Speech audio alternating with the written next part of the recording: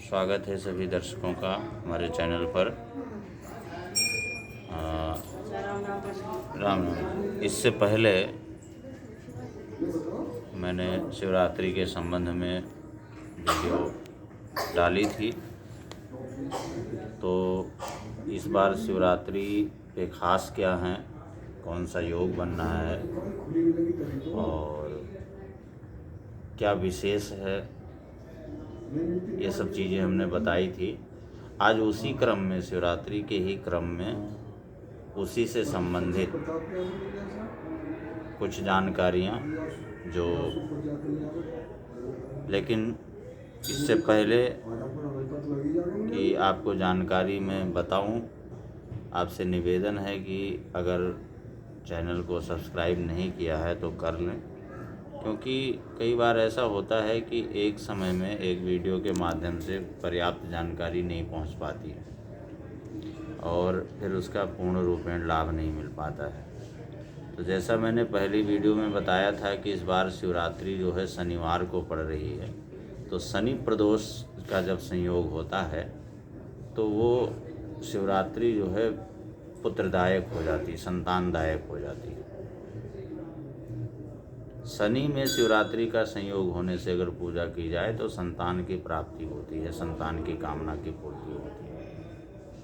तो इस बार शिवरात्रि का संयोग जो है, वैसे तो इसके अलावा भी दो बहुत अच्छे ऐसे संयोग पड़ रहे हैं और उन दो संयोगों में भगवान शनि की ही विशेष कृपा हो रही है, क्योंकि एक तो शनिवार के दिन शिवरात्रि का संयोग हो रहा है, दूसरे 30 वर्षों बाद शनि महाराज अपनी राशि में संचार कर रहे हैं। तो दो तरह से शनि का जो सपोर्ट मिलेगा, शनि का जो सहयोग मिलेगा, दो तरह से मिलेगा। तो इस बार की शिवरात्रि 18 फरवरी को पड़ रही है, बहुत ही पुण्यदायक है और संतान की कामना की पूर्ति का। इसके अलावा दूसरा जो विषय है कि शिवरात्रि में 4 पहर की पूजा विशेष फलदायी होती है और 4 पहर की पूजा के साथ साथ में अगर रात्रि में जागरण भी किया जाए तो और ज़्यादा सोने पे सुहागा होता है। जागरण करते हुए भगवान शिव के नामों का स्मरण करते हुए अगर रात्रि व्यतीत की जाए तो बहुत बड़ा पुण्य प्राप्त होता। 4 पहर की पूजा का समय पहले मैं आप लोगों को बता देता हूँ कि प्रथम पहर की पूजा का जो समय है सायंकाल 6:40 से लेकर के 9:45 के बीच का, पहले पहर का, प्रथम पहर का जो समय 18 फरवरी 2023 को, और दूसरे प्रहर का जो समय है रात्रि 9:45 से 12:50 के बीच का,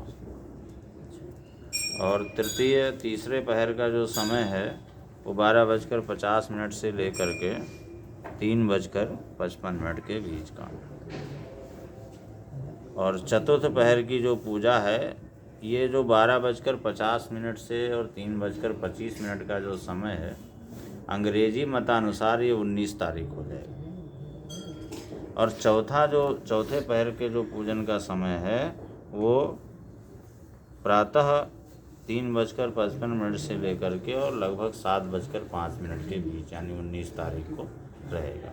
इस तरह ये 4 प्रहर पूजा के समय का।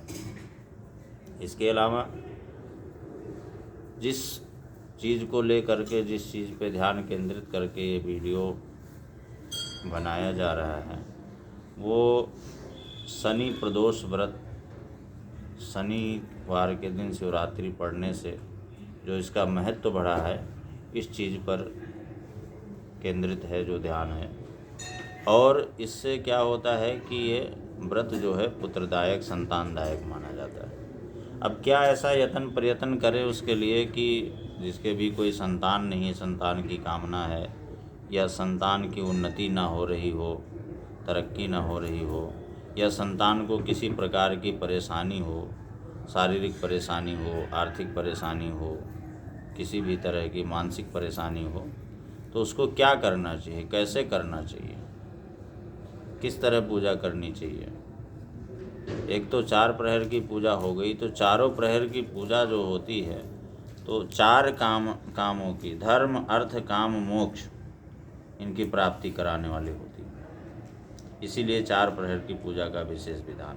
इसके अलावा जिस किसी भी व्यक्ति को, प्राणी को संतान की कामना है तो उसे गाय के दूध से, देसी गाय के दूध से भगवान शंकर का रुद्राभिषेक करना चाहिए, क्योंकि लिखा हुआ है सद्यः पुत्रम वाप्नोति पैसाचा अभिषेचनात्। अगर पुत्र की कामना है, संतान की कामना है, तो गाय के दूध से अभिषेक करना चाहिए भगवान शंकर का। सामान्य रूप से उनकी पूजा, षोडशोपचार पूजा करके, और इसके बाद में रुद्राष्टाध्यायी से, खड्ग रुद्राष्टाध्यायी से गाय के दूध से अभिषेक करना चाहिए। ऐसा करने से संतान की कामना की पूर्ति होती है। और जब शिवरात्रि का समय होता है, वैसे तो आम दिनों में भी ये उपाय किया जाता है, लेकिन शिवरात्रि के दिन किया हुआ उपाय जो है बहुत ही सफलदायक होगा, क्योंकि इस रात्रि की तुलना हमारे 3 महारात्रियों में की गई है। काल रात्रि, महारात्रि, मोहरात्रिश्च दारुणा, 3 रात्रियों का वर्णन विशेष करके आया है, जिसमें से एक ये भी रात्रि है जो अपने आप में इसका बहुत ही उत्तम स्थान है। तो इसलिए विशेष करके इनको संतान की कामना है, और अगर किसी के यहाँ पुत्री है, पुत्र नहीं है, तो वो भी इस व्रत को कर सकते हैं। अगर पुत्र पुत्री कोई संतान नहीं है तो भी इस व्रत को कर सकते हैं।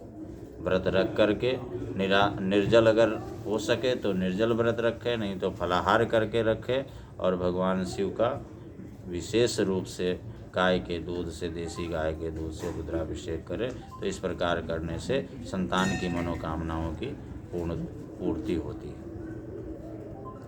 अब इसके अलावा अभी बहुत से विषय हैं जो शिवरात्रि के संबंध में हैं। आगे और भी वीडियो इस संबंध में आती रहेंगी, और अगर इस परिप्रेक्ष्य में कोई भी आपको जानकारी लेनी है या कोई चीज़ समझ में नहीं आ रही है, कुछ दुविधा हो रही है, तो उसके लिए आप हमसे दिए गए नंबर पर संपर्क कर सकते हैं या हमें लिख सकते हैं, और उस बारे में अपना विचार विमर्श करके और इस अवसर का लाभ ले सकते हैं। बहुत बहुत धन्यवाद।